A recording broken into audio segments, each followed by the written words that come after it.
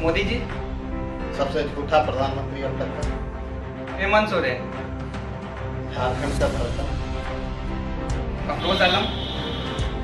अफरोज आलम। आप एक झारखंड प्रदेश का जिम्मेवार हैं। नमस्कार, आप देख रहे हैं बेरमो टुडे। मैं हूं अफरोज आलम। बेरमो से 110 किलोमीटर का सफर तय कर मैं आ गया हूं बेरमो बड़ी विधानसभा में। और बड़ी विधानसभा में हमारे साथ बात करने के लिए अभी मौजूद है विनोद विश्वकर्मा जी, जो झारखंड मुक्ति मोर्चा के केंद्रीय सदस्य है। सब बड़ी विधानसभा के पूर्व प्रत्याशी भी रह चुके हैं। विनोद जी, बहुत बहुत स्वागत है आपको बेरमो टुडे में। धन्यवाद। विनोद जी, अभी जो है हेमंत सोरेन का एक बयान आया है भाषा को लेकर, भोजपुरी और मगही भाषा को लेकर, उस पर आपका क्या कहना है? क्योंकि विपक्षी अभी हेमंत सोरेन को इस भाषा को लेकर बहुत घेर रहे हैं, तो आपका क्या कहना है इस पर? देखिए, विपक्ष लोगों का काम है बेवजह बेतुका बातों को जनता के बीच में ला करके लोगों को गुमराह कर, वो गुमराह कर रहे हैं। झारखंड प्रदेश में झारखंड का अपना यहाँ भाषा है। आप देखते होंगे कि कहीं भी बहाली होती है तो भाषा के कारण भी बहुत लोग छट जाते हैं। बहुत सारे हमारे जंगल में रहने वाले आदिवासी भाई हिंदी सही से नहीं समझ पाते हैं, तो उन लोगों के विकास कैसे होगा जब वह अपना भाषा का जो प्रयोग करते हैं उस भाषा का पदाधिकारी नहीं समझेगा, तो वह पदाधिकारी उसका विकास का काम कैसे करेगा? और यही कारण है कि आज आदिवासियों के का जो है सो काम नहीं हो पा रहा है, क्योंकि उस भाषा के दूरी के कारण झारखंड के लोगों का वास्तविक जो काम होना चाहिए पदाधिकारी लोग नहीं कर पा रहे हैं। पहले भी भाषा को लेकर हेमंत सोरेन विपक्षों के द्वारा गिर चुके हैं। नियोजन नियमावली में उन्होंने ग्रुप सी या ग्रुप डी में हिंदी भाषा को हटा दिया है, तो बार बार भाषा को लेकर ही वो क्यों हाईलाइट हो रहे हैं? देखिए, भाजपा का कार्यकाल में कुछ हुआ तो नहीं, वो केवल लोगों के बीच में बड़ा बड़ा सब्जबाग दिखाने का काम किया, हाथी उड़ाने का काम किया। लेकिन माननीय हेमंत सोरेन जी जो हैं वह इस धरती का बेटा है। ये छत्तीसगढ़ का रहने वाले नहीं है, ये यूपी का रहने वाले नहीं है, ये प्योर झारखंड के धरती का उपज है। और झारखंड के उपज होने के नाते ये जो भी निर्णय लेंगे वह झारखंडियों के हित में लेंगे, ये सर्वविदित है। झारखंड में झारखंडी सरकार बनने में कहीं ना कहीं युवाओं का हाथ है, और युवा बढ़ चढ़ कर झारखंड मुक्ति मोर्चा को वोट दिए और झारखंड में झारखंड की सरकार बनी।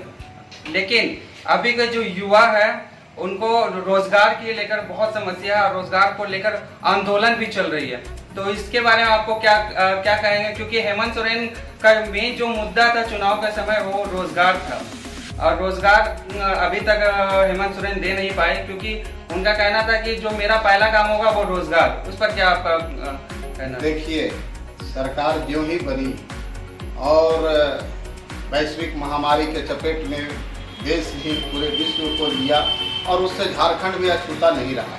ये आप लोग भी जानते हैं, हम सभी उससे प्रभावित हुए हैं। और इसमें अभी भी कोरोना भागा नहीं है, वह दूर है, वह कभी भी पुनः अटैक कर सकता है। तीसरी लहर का कोरोना का बात कही है, लेकिन बिहार में लॉकडाउन हुआ है, कोरोना भी हुआ, वहाँ भी कुछ पदों में उनका बहाली निकाला गया था। जी, आप समझिए पूर्व की सरकार कितनी गलतियां कर चुकी है कि जितनी भी बहाली झारखंड में निकला सभी न्यायालय के हवाले चला गया, और आज सभी अधर में लटके हुए हैं। लोग जो नौजवान माने योग्य भी हुए वह भी अभी जो है सो इंतजार में बैठा हुआ है, तो उसकी पुनरावृत्ति नहीं हो। झारखंड का जो अभी माननीय मुख्यमंत्री जी हैं हेमंत सोरेन जी जो हैं, वो बहुत सूझबूझ के साथ कदम फूंक करके और नौजवानों के रोजगार की गारंटी के लिए वो माने गंभीर हैं।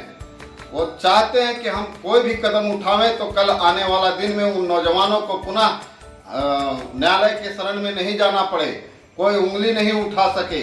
इस कारण से आप देखे होंगे कि नियोजन नीति में संशोधन भी किया गया। पिछले ही कैबिनेट में विधानसभा में उसको संशोधित किया गया, जिससे कि कोई बाहर के लोग नहीं आ सके। तृतीय वर्ग और चतुर्थ वर्ग कर्मचारियों की बहाली जो भी होगी वह पूरा का पूरा जो यहाँ का मूलवासी होंगे उन्हीं को मिलेगा।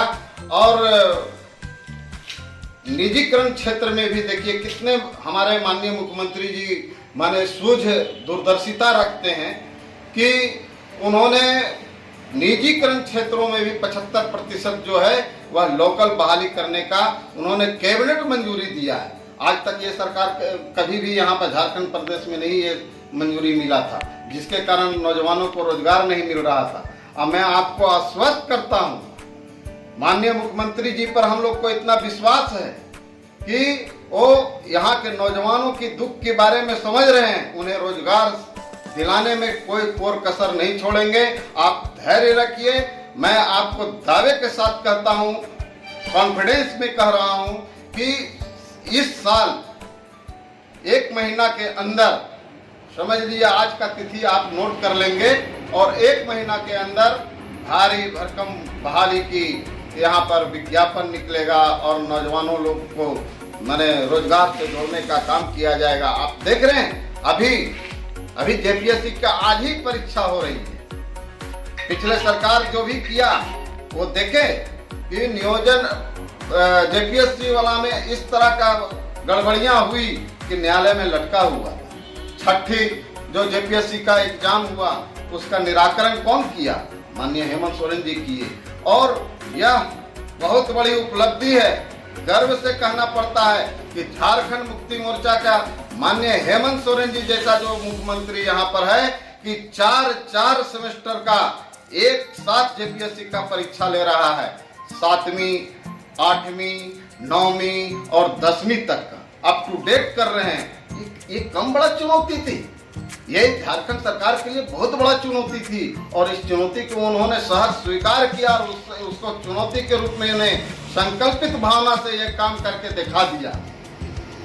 चूँकि मैं बेरुओं से सफ़र करके बड़ी विधानसभा में आपका सुबह से ही मैं घूम रहा हूँ, और बड़ी विधानसभा में मुझे एक समस्या के बारे में पता चला। यहाँ विस्थापितों को लेकर कुछ समस्या है, उनका रसीद शायद नहीं कट रहा है। वो क्यों नहीं कट रहा और उस आपके संज्ञान में है कि नहीं, वो मैं जानना चाहता हूँ।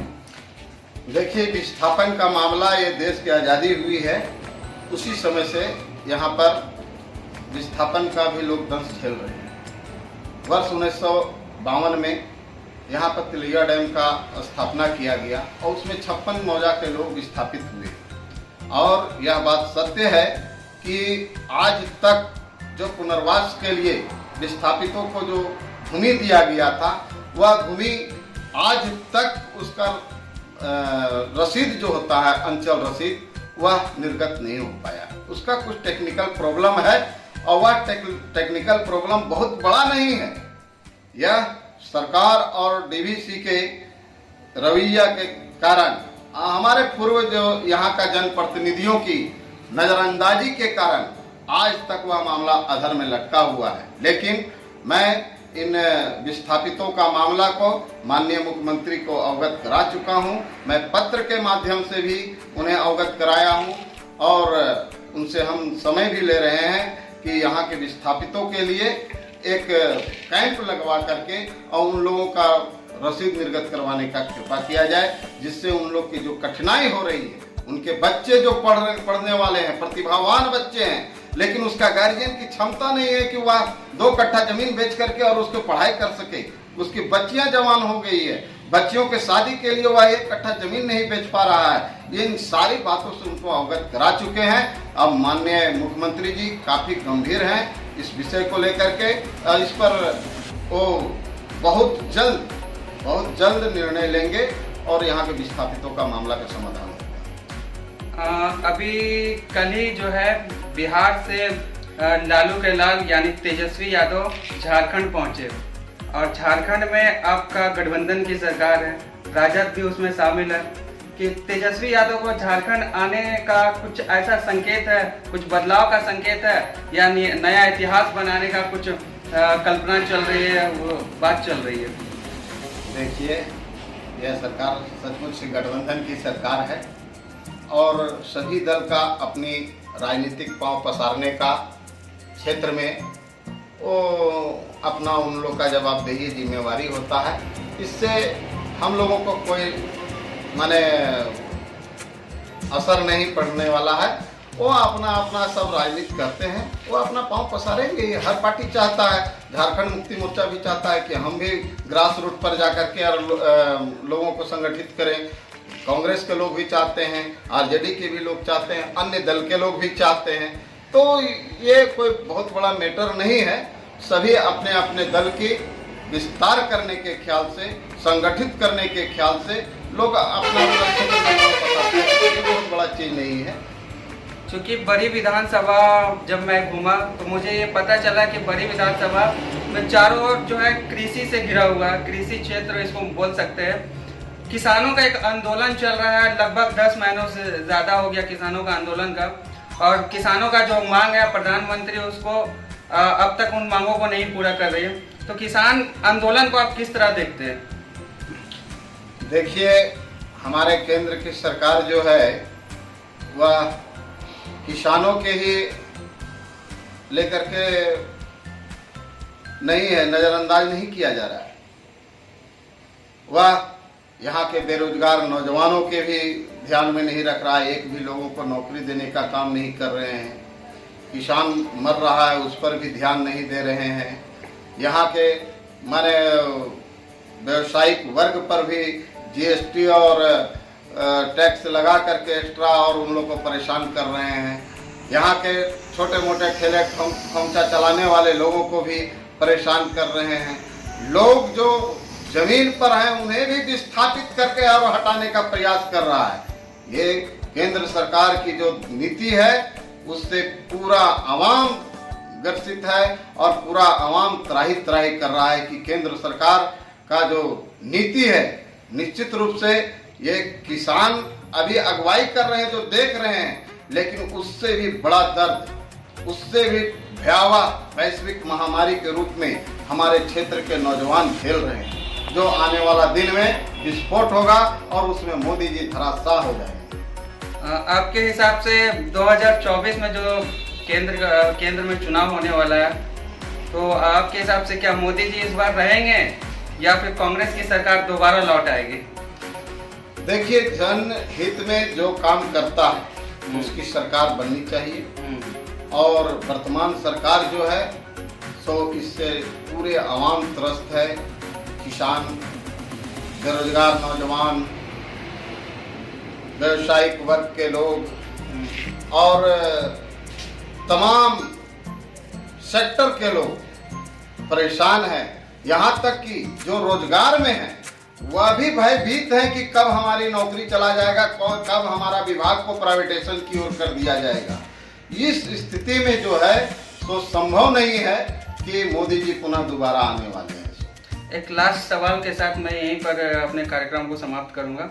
आपको एक शब्द में जवाब देना है, हेमंत सोरेन का जो सरकार है, झारखंड की जो सरकार है, वो बेमिसाल या बेहाल?